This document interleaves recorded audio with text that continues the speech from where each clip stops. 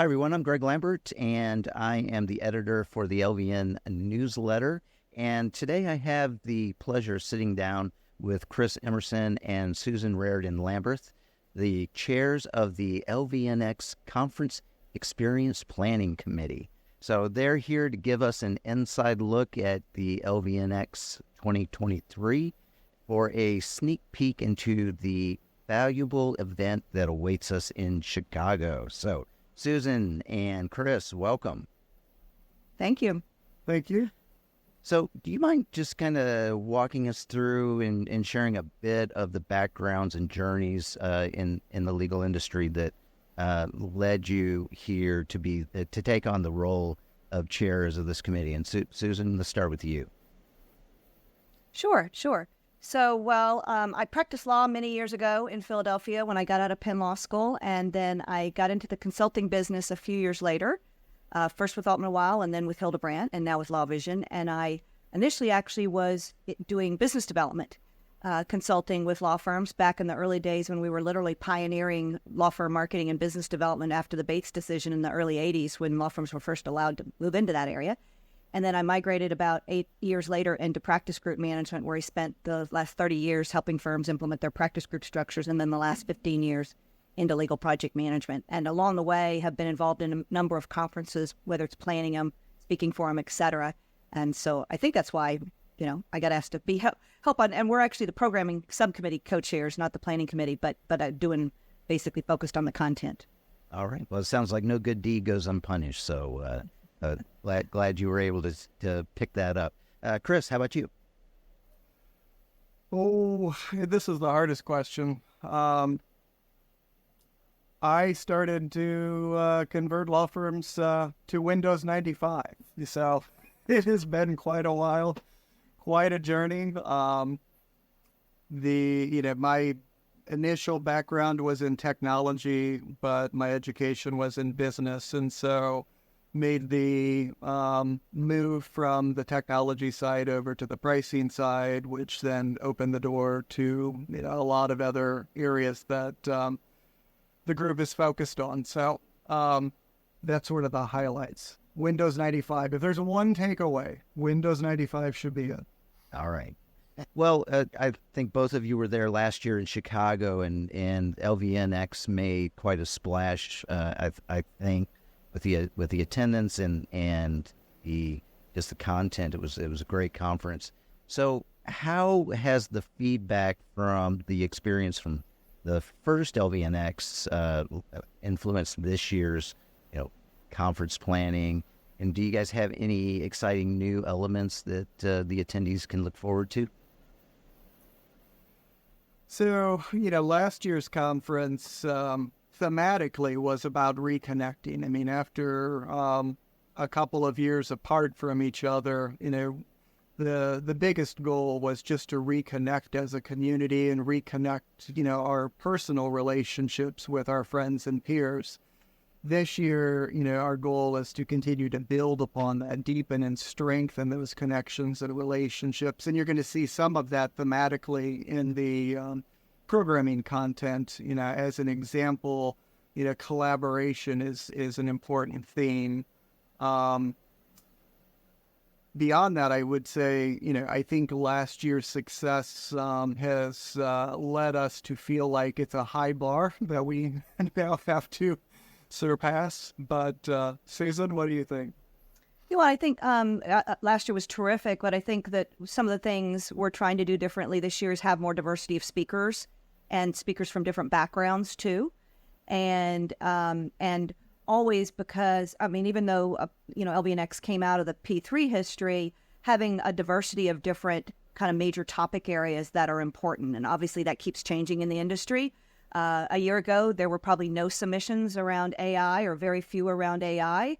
And now we had, data science, data analytics, AI was a major theme of what was submitted.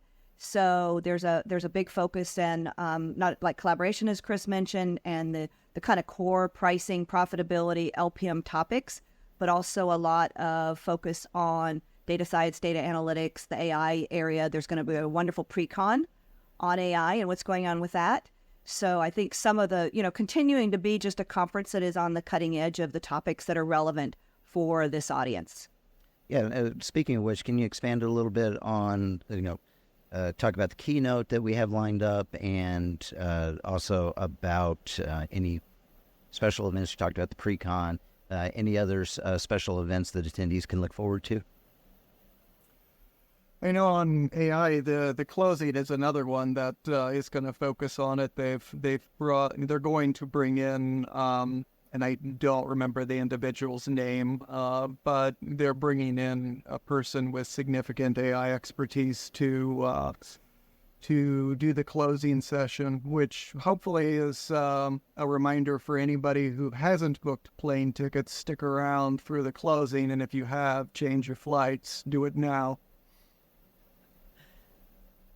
Yeah, and our committee mainly focuses on the content of the programs that were submitted. When people submit their proposals to speak for the conference, our committee mainly looks at evaluating those and figuring out which ones are the right level and topics for this audience. And then there's another group that focuses on the keynote and the closing and some of the kind of social events, special events. So Chris and I hear about it, but we're not actively involved in that part. Gotcha. So you may have seen that LVN recently surpassed 1,500 members, and multiple diverse backgrounds. And so how has the collaboration and engagement within the LVN community influenced the planning of LVNx 2023? And how do you aim to ensure that the activity and valuable networking opportunities are there during the conference? You want to lead on that one, Susan, or do you want me to? On the one aspect is just how the planning committee and then the subcommittees work together. It brings together so many people from different parts of the legal ecosystem. Each of the groups, the programming subcommittee has people from law firms, from law departments, technology or their business partners. And so there's a lot of different input that goes into the conference to kind of help plan that and to make it, an environment where it's not just law firm oriented, for example. And I think in addition, when we think about the sessions that will be at the conference, part of our planning around it was thinking about, does this cover all of the different perspectives that should, be a part of that? Does it contemplate, what the law department's perspective is, or, vice versa? If it's a more of a law department session, does it contemplate more of a firm perspective, or is there an opportunity for, one of our business partners to be, involved in it? Is it, thinking through all of the different, with the collaboration ones, how does this relate to other activities that are going on? Is it narrowly, one of the pieces we were thinking about, like with pricing as an example, is, pricing is sort of like that early stage thing, but nowadays it's involved in all of these other activities. If you're thinking about how do you differentiate, what tools do you build, how are you making, what are the purposes of data science? I mean, there's so many different aspects where pricing can play a role, or LPM can play a role. In some of the cases, we wound up combining sessions to try to make sure that we had, the full perspective that we were looking to achieve.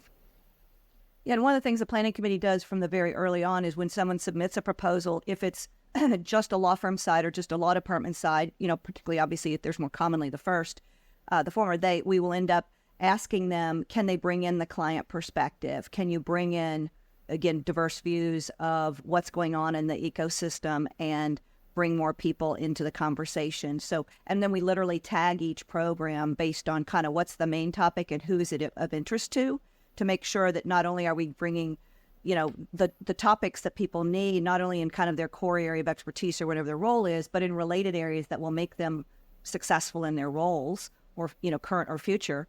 But then we also look at what's the level of programming, like from more beginner for the junior people that may be just joining the industry or joining the organization to more advanced, so that there's not a situation where people attend the program and they find that the content isn't isn't challenging for them at their level.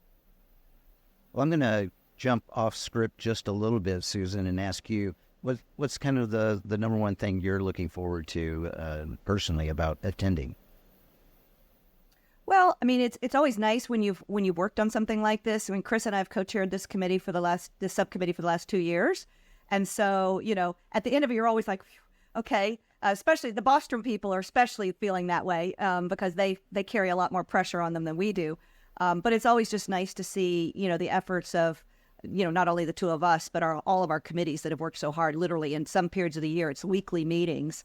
Everybody working so hard to see that pulled off successfully. And then, of course, it's just seeing friends, people that I've known in the industry for, in some cases, 20 plus years, getting together and seeing them and comparing notes on the content and what they're learning at the conference. Okay. Chris, how about you? What are you looking forward to? I don't think I can add anything that Susan didn't say there. I mean, that was exactly it. She cheated. Although maybe I'll just flip it in reverse order. I look forward principally, first and foremost, to that first moment I get to see Susan, and then everything else follows thereafter. All right. Well, Susan Raridan at Lambreth and Chris Emerson, thank you very much for coming on here and for all the work that you've done over the past couple of years. We'll see you in Chicago. Yes, thank you. Looking Thanks, forward Greg. to it.